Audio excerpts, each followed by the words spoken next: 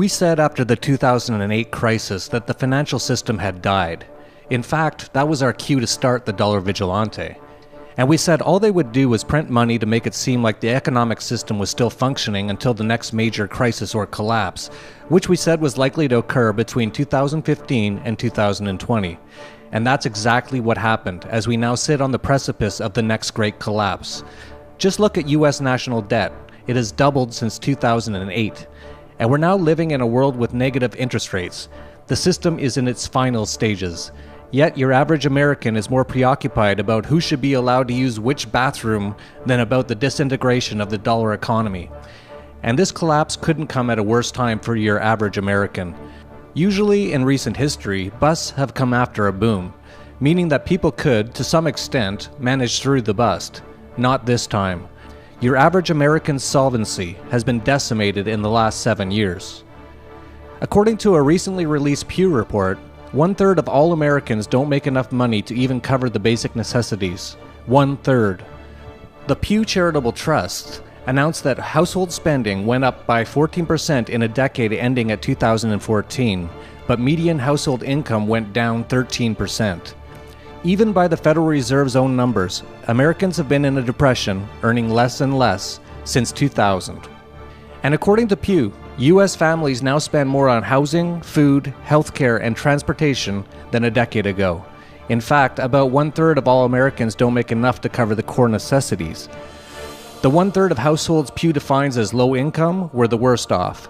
Pew estimated that in 2014, lower income households plunged into the red by $2,300. A decade ago, bottom third households had $1,500 left over each year. Today, they are $2,300 in the red. 1 in 3 American families have no savings. Even top-level U.S. officials admit the obvious problem.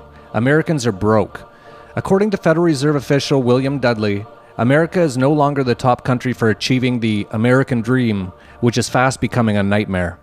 At the Association for Neighborhood and Housing Development, he said recently, while income mobility in the United States has been relatively unchanged, it remains well below several other nations.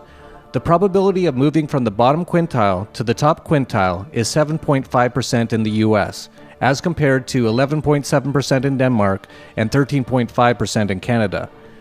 Socialists may point to Denmark and Canada and say, see, extortion rackets work.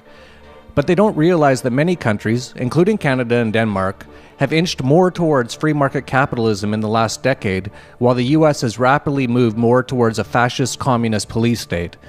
In 1970, 61% of Americans could be called middle class. Today, it's just 43%. Nearly 50% of all 25-year-old Americans are at home with their parents, and almost 50% of Americans live in a home that receives money from the government, a bankrupt government too. 1 out of every 5 children is on food stamps, and the median net worth of families has fallen from $138,000 in 2007 to less than $83,000 today. Now ask yourself, given these numbers, how will the U.S. fare if or when there is a massive crisis that will make 2008 look like the good old days? Of course, on the propaganda box, CNBC is crowing about the Dow having hit 18,000 and good times are here again. They're not. CNBC doesn't mention any of the stats we previously mentioned. And when they talk about how well the economy is doing, they point to stats like the unemployment numbers. They say, look, the economy is doing great. Unemployment is now only at 5%. But this is an outright lie. The Bureau of Labor Statistics, or BLS, or as I call it, BS, has removed all long-term discouraged workers from the unemployment numbers. These are tens of millions of people who have just given up. The changes began to be implemented in 1994, and Shadow Stats still calculates the unemployment numbers solely how they were calculated in 1994. Today, if they had not changed their calculation methods, which is the blue line in this chart, unemployment would stand at 23%. An easier way to see the true status of employment in the US, which they haven't yet managed to skew the numbers, is by using the Federal Reserve's own calculation of the civilian labor force participation rate. By those calculations, the US has been in a depression since the year 2000, and employment has been dropping ever since. Once again, given this state of affairs, how is your average American going to survive, let alone thrive, through the next big crisis and collapse. This isn't going to be pretty. We outlined in our latest viral video how this has all been planned and what will happen next, which you can see by clicking here.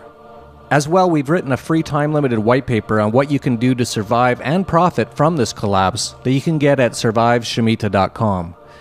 Please take a look at these resources. They provide a lot more credible information than the mainstream media, which only wants to convince you that the recession is over and that the recovery is underway. In fact, there is no recovery, and the recession is actually a depression.